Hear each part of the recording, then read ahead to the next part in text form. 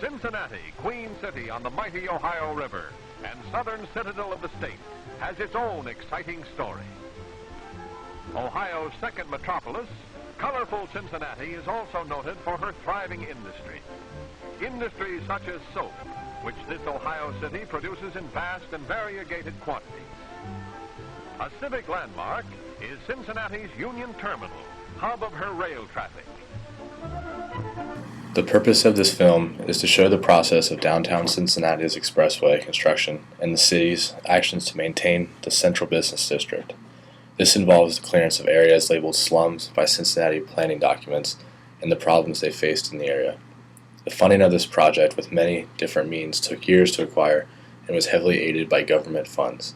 Downtown Cincinnati had to plan extensively and make sure the central business district would survive despite these drastic changes. In the 1950s, a highway was built along the west side of downtown Cincinnati.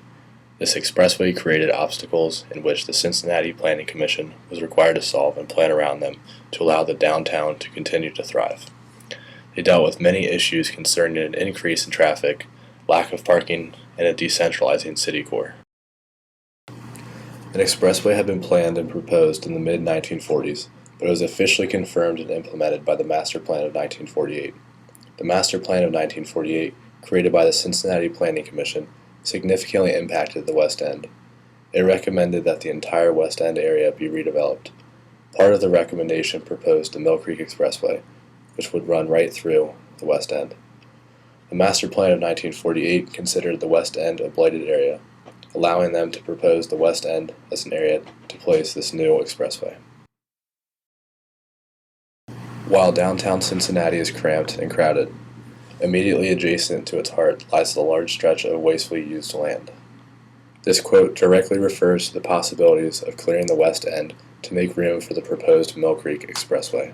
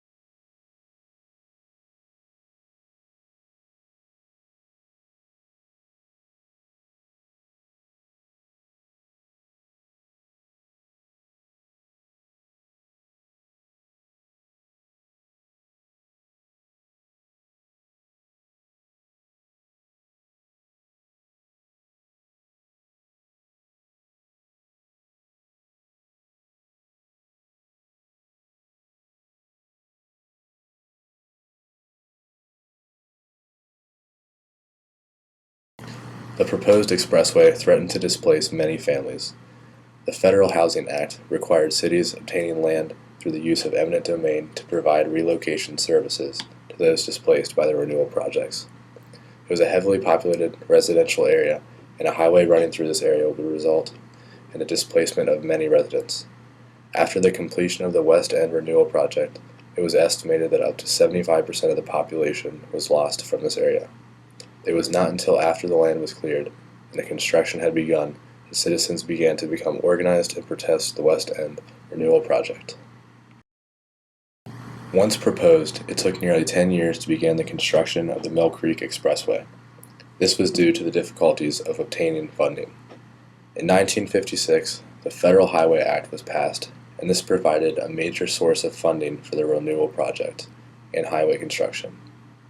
In Cincinnati's case, the Federal Highway Act provided a matched funding of 50% between the state and 50% between the federal government. Cincinnati also provided funds for the Mill Creek Expressway construction by passing bond packages several times. The act included the funding of the entire process involved in construction, including clearing the areas that would be covered by the highways. The Housing Act provided funds to the clearance of slums, and in 1948, according to the Master Plan, the entire West End area was considered a blighted area.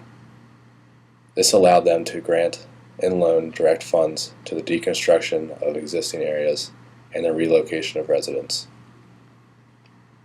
Cincinnati had obtained numerous ways to finance the expressway that would run along the downtown area's central business district.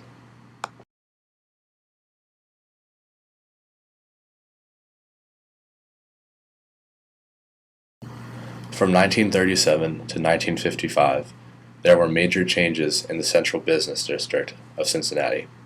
The Planning Commission observed a shift from retailing and residential use to business services and off-street parking. They also claimed this decline in retailing and manufacturing was a result of the decentralization of the downtown area.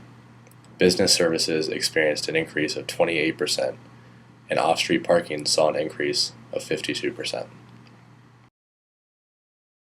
Since this type of expansion took place during the period of greatest decentralization of retailing, it indicates that there is a shift of functions occurring within the central business district, from retailing to business services, and the real strength of the central business district may lie in its value as a management center, which may supersede its value as a retail center. Streets downtown were studied, and it was determined that traffic needed to be evenly distributed throughout the area. The Planning Commission was forced to create traffic flow maps and reverse the direction of some streets to make them more efficient. The interstate highways initially created traffic problems, but were solved by efficiently altering their traffic patterns. One way of improving the street design was through the creation of overhead streetways. The goal was to separate pedestrians from the parking areas and provide a more visually appealing view of the city. Parking was an increasingly bigger problem, and they were in need of rethinking their parking situation. In 1957, Cincinnati's central business district had 23,000 parking spaces, but they needed to increase this amount. Before this, additional parking was created by the demolition of old vacant buildings.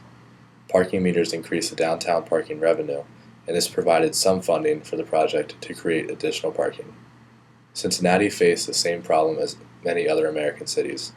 They were increasing parking in the downtown area, but not creating enough spaces at the rate to keep up with the increase in registration of cars. A two-phase plan was created to lower the parking space deficit. The first phase attempted to create lots and even out the need for parking, while the second phase involved construction of parking garages. Existing buildings were created into parking garages, and the downtown area constructed a parking garage beneath the historical Fountain Square. The circulation plan proposed 4 large off-street facilities for parking within the central business district.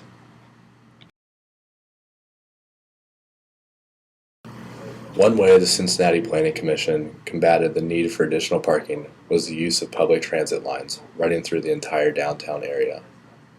The public transit allowed people from outlying suburbs to take a bus into the business district. They also created lines running across the river to reduce the amount of cars entering from Kentucky. Cincinnati's circulation plan had 6 goals. The first was the pedestrian is the buyer and should remain at ground level wherever possible. 2. His or her walking distance from transportation vehicles to destination should not be excessive, preferably a maximum of 2 blocks or 800 feet.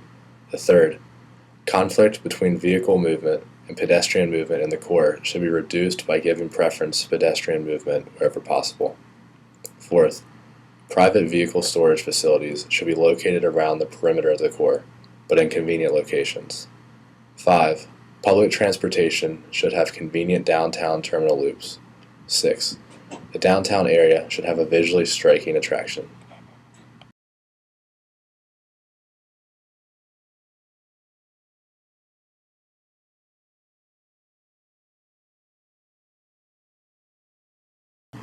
Cincinnati had a very active planning commission. They provided many plans to combat the decentralization their downtown area faced. The expressway caused many problems, and without numerous, detailed plans to fix them, Cincinnati would not be as successful as they are today.